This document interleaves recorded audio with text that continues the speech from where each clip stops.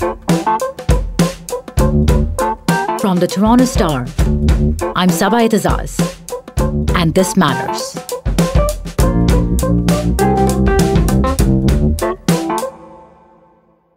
I want you to imagine that you're a child protection worker and you have to respond to a report of child abuse. You walk into a home unannounced, unexpected, and uninvited. You find a single mother living in low-income housing with her 3 children. There is a single mattress in the middle of the room, and the kids are lying on it asleep. A part of your job is to walk through the entire home, so you start with the kitchen. There may be very little food, dirty dishes piled up in the sink. Now, generally at this point, 2 things can happen. The children are deemed unsafe and removed from their home and placed in the system, or the children remain with their family and the child welfare system provides help and support.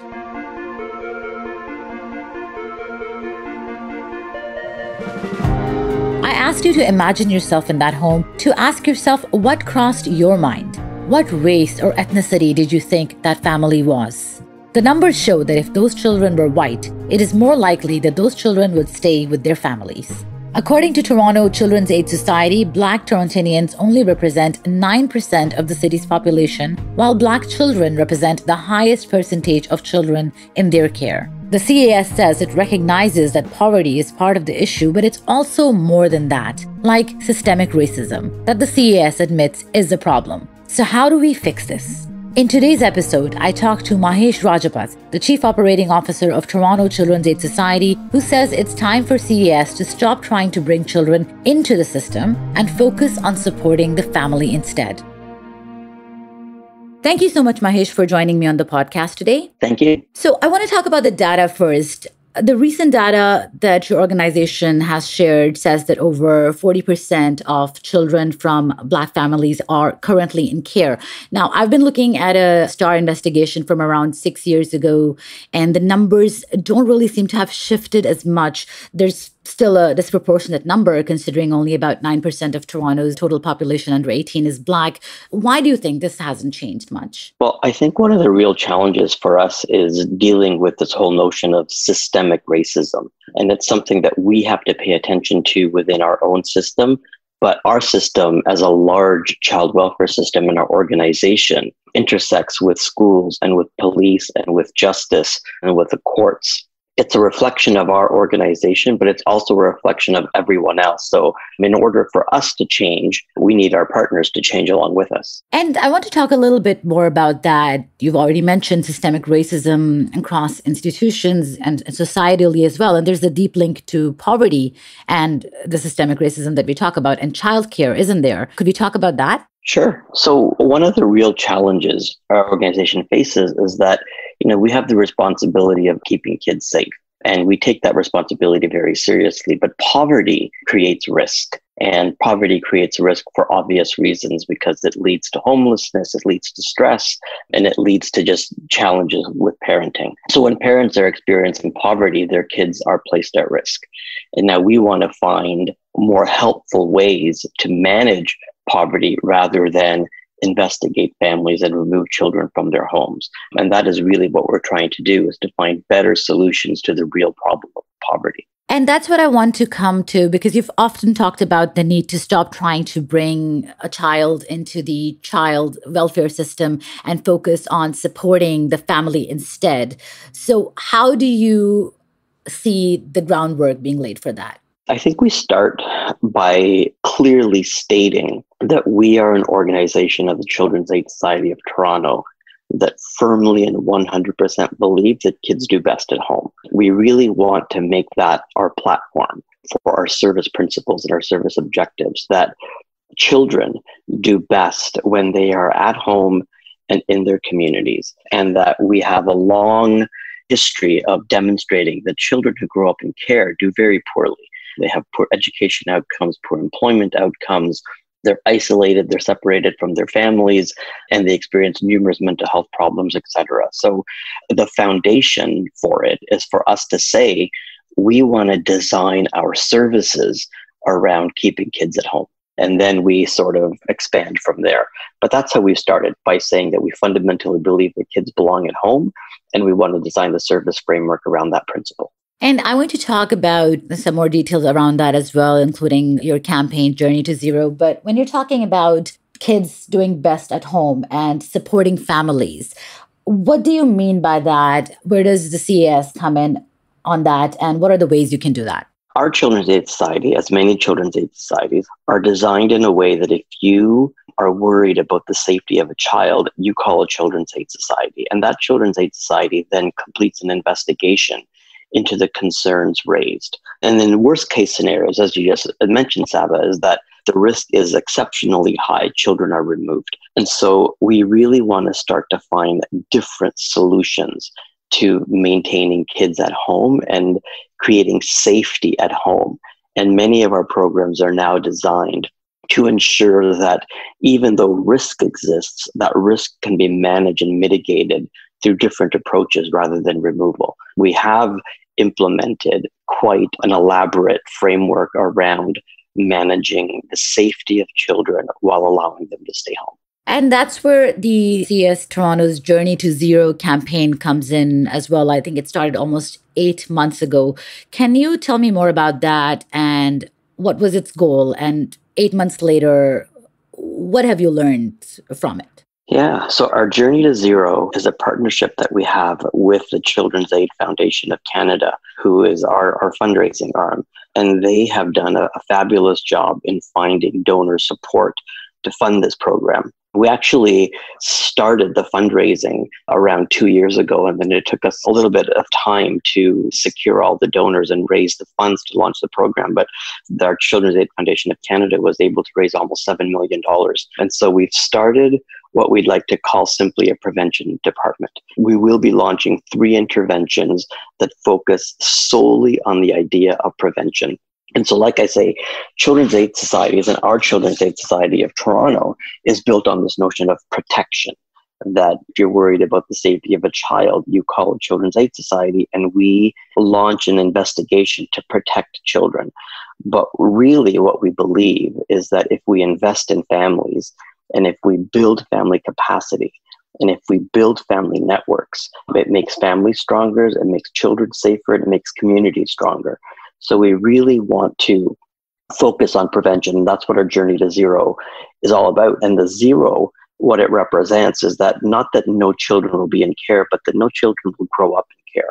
And we understand that we live in a world of crisis, and we live in a world where crises happen in families, and children may need to be placed in alternative placements temporarily.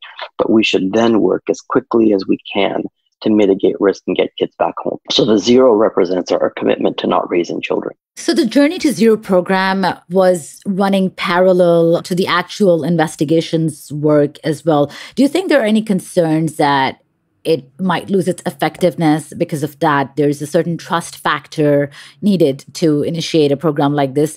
Is there any worry that it might be considered more of a token move if the actual focus with the government funding and the work is still on the conventional way of doing things, the investigations work? Yeah, that's a great question, Saba. I think that what we've done is we've actually partnered with other organizations to provide the prevention work.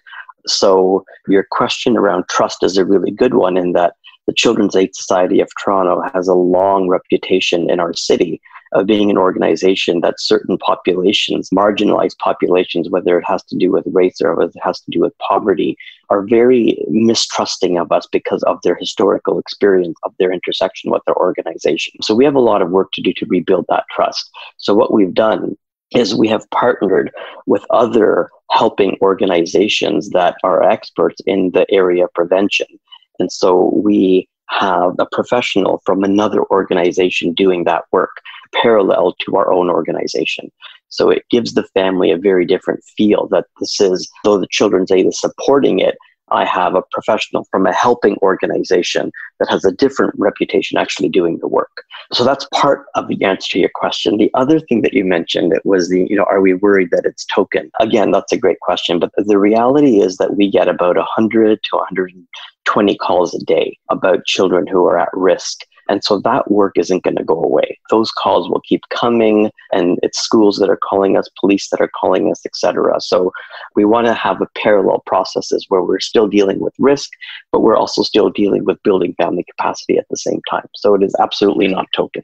And it's really interesting that you've brought up the parallel dimension of this, working with other organizations to implement this, because in terms of what you're trying to implement, there could be challenges in terms of a certain sort of psychological contradiction. For example, a welfare worker trying to support the family is perceptually also seen as someone who could potentially take away their child. So how do you address that trust issue? Should this organization be the one doing this in the first place? So I just want you to elaborate more on the system. If you're working parallel with other organizations, will they be supplementary? Will they be from the community? How would that work? So I think what we have to do is have a very long-term approach to this. And so the Children's Aid Society of Toronto has existed for 100 years. And if we have a reputation, we've created that reputation. And so now we have an opportunity to create a different reputation. But you can't create a different reputation if you just do the same thing. So we understand that we have a responsibility to have the client experience be very different. And if we continually have the client experience be very different, where people feel like they have been helped, if people feel like they have been listened to, if people feel like they have been supported, then I think we will change our reputation as an organization, and the community and the people that need us the most will see us as somebody that does more than investigate them and remove their children. Our goal as an organization at the end of the day simply is to fundamentally change the client experience, so that when you call a Children's Aid Society, or when you call the Toronto Children's Aid Society, you are listened to, you are partnered with, you are seen as the expert in the life of your own family and your own children, and we are helping you protect your own children versus protecting your children from you. And that is really something that I want to really stress, is that our service framework is focused on the notion that we should be helping families protect their own children and not protecting children from their families. And reputations take a long time to build, and reputations take a long time to change. We are not pretending that we're going to gain the trust of our community in months, and that we understand that we have a long road ahead of us in doing that work, but we're very committed to it.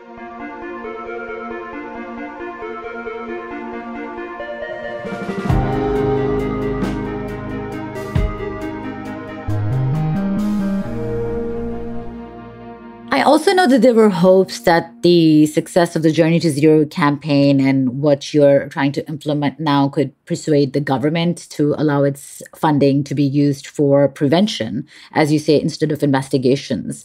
Has there been any headway on that? Yeah, so we have a governance table. So that governance table meets about 4 times a year, and our ministry partners are a part of that governance table. And that table is looking at the data.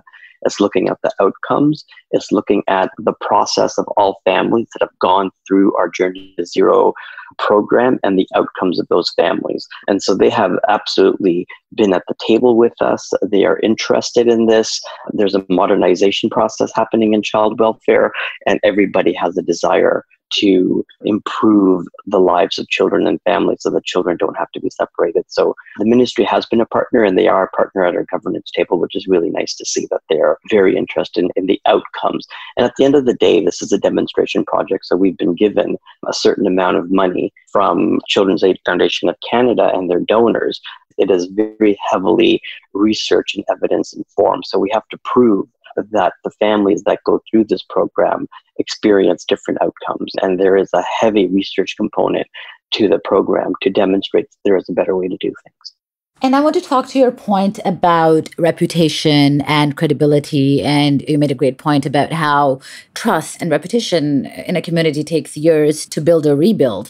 And we know that in 2017, the Ontario Human Rights Commission released a fact sheet talking about racial discrimination practices being observed in child welfare, and obviously talking about these numbers that we're talking about, the disproportionality of Black, Indigenous, and racialized children in the system, and certain concerns on biases within. And now we're seeing a reigniting of the Black Lives Matter movement. There's been a sort of reckoning over systemic racism overall, now being officially acknowledged. What does that reckoning look like and mean for CAS? I think it means that we need to pay even more attention to what we're doing and how we're doing it. And we have to hold ourselves accountable to a higher standard. So like I say, you can't expect things to change if you continue to do the same old thing over and over again. And so really what we're trying to do, and I can give you a long list of the things that we've done, and just very quickly to give you a sense of things. We have created an equity department that has anti-Black racism leads in every single area of our organization that review cases before children come into care. We have completed implicit bias training for all of our staff. We've completed anti-Black racism and cultural safety training for all of our staff. We have a community consultation table of members of the Black community that service the Black community, that help inform our work and help guide us to make sure that we're aware of our blind spots and we're doing the right work. And we're continually developing new partnerships with the Black community. And we're paying more attention to who we're hiring into leadership positions. And I don't have the numbers exactly, but I think 3 of the last 4 directors that we hired were racialized people of color. And so we're doing a number of different things in a number of different areas to move the needle in this way. And we will continue to work in that way. So I think really what it tells us is that we must pay attention to the issue of anti-Black racism.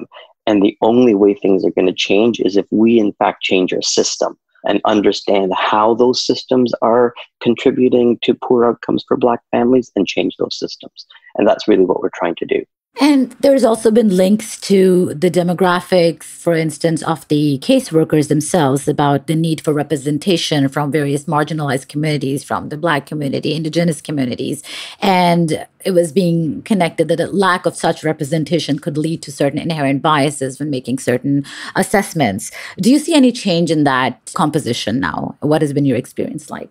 Well, so it's a two-pronged answer. We have changed in terms of the makeup of our staff. We certainly have more racialized staff that are employed at Toronto CAS over the last 3 to 5 years, and we have more racialized staff that are in leadership positions. But interestingly, the data hasn't moved. So I think that's something that we need to look harder at and understand. The data is a complicated issue, and I don't in any way want to make excuses for it, but we are counting differently who we include in the population of Black and mixed race. And we are paying more attention to make sure that our missing data is not missing anymore. So, previously, about 15 to 18% of the cases that we had, there was racial data missing. And we've gotten that down to 2 or 3%. So our numbers keep changing, which makes the foundational number difficult as a kickoff point to start with. And so regardless of all of that, we have made some improvements, and we know we've made some improvements. Some of our numbers are going in the right direction. We know that, but they're not moving at the pace that we want them to move at. And what about the tools through which assessments are done? A lot of research has argued that the risk assessment tools in Ontario might be biased and perpetuate racism because they are not accounting for structural inequalities, such as the racial discrimination that we're talking about and poverty, for instance. And this can contribute to racial profiling. Are you running your assessment tools through an anti-racist lens? Yes, absolutely. So we have implemented what we call an equity and signs of safety framework. And so our anti-Black racism leads and our equity director are going through a very long process of ensuring that the work that we do is equity informed. And so that is where the implicit bias training has come in. That's where the cultural safety training has come in. But Sab, I just want to be honest with you. This is a very difficult needle to change and a very difficult needle to move. We have 800 or 900 staff. We have staff that have worked with us for 20, 30 years, and they're all amazing individuals and they're dedicated, but they have work to do. And we all have work to do. Understanding our biases, understanding how implicit bias impacts our decision-making and our thinking is difficult work. And we are committed to that work, but we shouldn't pretend that it's easy. And we shouldn't pretend that if you attend a training, you're going to all of a sudden not have issues of bias inform your decision making. So the tools are only as good as the people that apply them. And we understand that. And so our responsibility is to create a workforce of people who are committed to work of equity and who are committed to going on personal journeys of understanding their own issues of implicit bias and racism so that we have an equity-informed organization. I want to talk to you a little bit about your experience as well. You started off as a child protection worker at the CAS initially, is that correct? Oh my goodness, I did. That was a long time ago. I did. I started, I don't even know the year, but probably in the early 90s as a social worker. Part of that work is also that of potentially removing a child from the family. So tell me about your experience.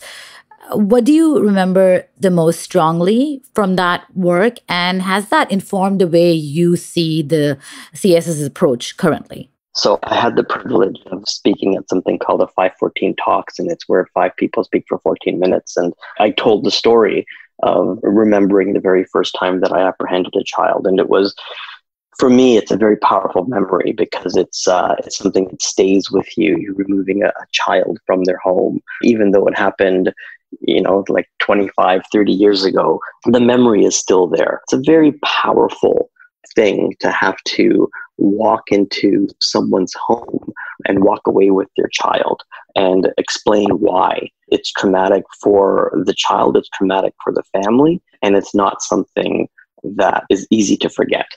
So I do remember that, and that absolutely informs, the way I think, the way I work, and my commitment to the field and to the organization. It reminds you of the importance of this work. We are responsible for the safety and the well-being of children, and we have to do everything that we can to ensure that children are safe. The irony of it all is that when you remove a child, you are dealing with only short-term safety. So you've dealt with the immediate risk, but you've created a whole host of long-term risk. And so we want to recognize that long-term risk, and we want to find different solutions to it. And that's really, again, what we're trying to do in terms of ensuring that kids stay at home to avoid that long-term risk that we create when we separate kids from their homes. And just on that long-term risk part, my last question to you was about that. What are the impacts or the consequences that you've seen over the years for children, particularly racialized children that grew up in care? Oh, there's so much there, Saba. But I think that the key thing is we really do value identity. When you are a child from a different community, whether that's the Black community, the Indigenous community, the South Asian community, but you are not matched in a home that is a cultural match, it impacts your identity. And that's a huge problem in terms of our responsibility of ensuring that children are able to maintain their culture and their identity. So that's one problem in terms of culturally matching homes for children so they remain in homes that are representative of who they are. But then the other thing is that, research tells us that high school graduation rates of children who grow up in care is about 30% less than the regular population, that the employment outcomes are quite poor for kids who grow up in care, that they have very serious mental health problems or addiction problems. They experience homelessness. We know that kids in care also are targets of human traffickers, et cetera, et cetera, et cetera. So there's a very long list of very serious problems that children who grow up in care experience. And I think in our hearts, we all know that the notion of a children's aid society, the Toronto Children's Aid Society, raising children is just not something that is going to lead to a good place. I do understand that there have been children that have grown up in care and that have been very successful. And those children are incredibly strong and incredibly resilient. And they should be commended for their success, being able to be successful and grow up in care. But the vast majority of children who grow up in care don't do well. And we really want to pay attention to that long-term risk. And more importantly, we just want to invest in families. I've never met a parent that doesn't want to be successful. I've never met a parent that doesn't want to be a good parent. So our responsibility is to help parents get there, not remove children from their families. Mahesh, thank you so much for being on the podcast today. Wow, thank you, Saba. It was a pleasure speaking with you. Thank you so much. That was Mahesh Prajapat, who started at the Toronto Children's Aid Society as a child protection worker and is now the Chief Operating Officer. That's it for today. Thanks so much for listening. This Matters is hosted and produced by me, Saba Eitizaz, Adrian Chung, and Raju Mutter. Produced and mixed by Sean Pattenden, and our Director of Programming is JP Fozo. Our show theme music is by So-Called, and our episode music is by Mike DeAngelis. We want to hear what stories matter to you. Please send us comments, questions, or ideas to thismatters@thestar.ca. Please consider supporting the journalism the Toronto Star newsroom does at thestar.com. And don't forget to subscribe to This Matters on Apple Podcasts, Spotify, or wherever you listen to your favorite podcasts. Let's talk soon.